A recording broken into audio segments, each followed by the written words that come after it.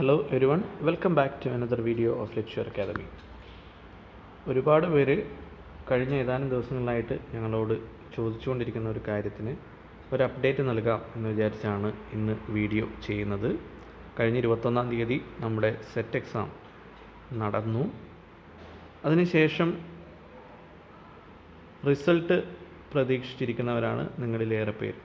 അപ്പോൾ അതുകൊണ്ട് തന്നെ അതിൻ്റെ ഒരു സ്വാഭാവികമായിട്ടും എന്നാണ് റിസൾട്ട് വരിക എന്നറിയാനുള്ള ആകാംക്ഷയും തിടുക്കവും കാരണം ഒരുപാട് പേര് ഞങ്ങളോട് ടെലഗ്രാം ഗ്രൂപ്പ് വഴിയും വാട്സാപ്പ് വഴിയും അല്ലാതെ ഫോൺ വിളിച്ച് നേരിട്ടുമൊക്കെ ചോദിക്കുന്നുണ്ട്.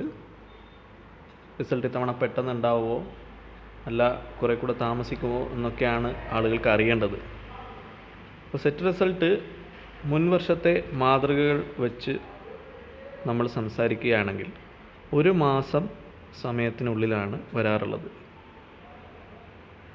കൃത്യം ഒരു മാസം ആവുന്ന സമയമാകുമ്പോഴേക്കും അതിനോട് ചേർന്നോ ഉള്ള ഒരു സമയത്താണ്. അപ്പോൾ കൃത്യം ഒരു മാസം ആകുമ്പോൾ വരും എന്നല്ല, പക്ഷേ ഒരു മാസം തികയുന്ന ഡേറ്റിനോടനുബന്ധിച്ച് ആ ആഴ്ചയിലോ അതിനോട് അടുത്ത ദിവസങ്ങളിലോ ആയിട്ട് തന്നെ സെറ്റ് റിസൾട്ട് വരാറുണ്ട്. ഒരു മാസത്തിനപ്പുറത്തേക്ക് അവർ സമയം എടുക്കാറില്ല.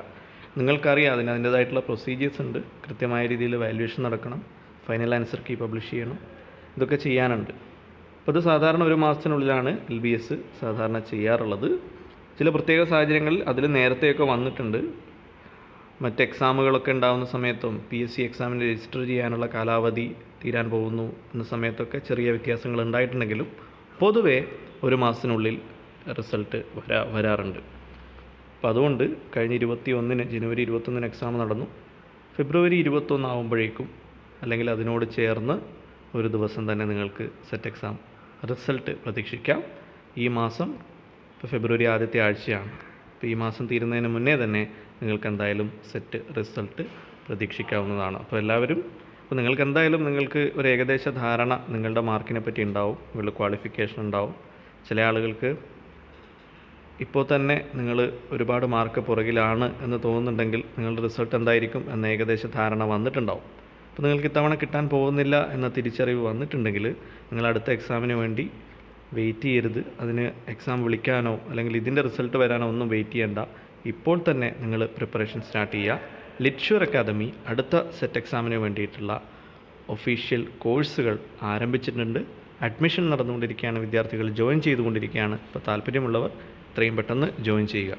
അടുത്ത എക്സാം നിങ്ങൾ എഴുതാൻ താല്പര്യപ്പെടുന്നവരാണെങ്കിൽ നിങ്ങളിപ്പോൾ തന്നെ ഞങ്ങളോട് ചേർന്ന് പഠനം ആരംഭിക്കാവുന്നതാണ്.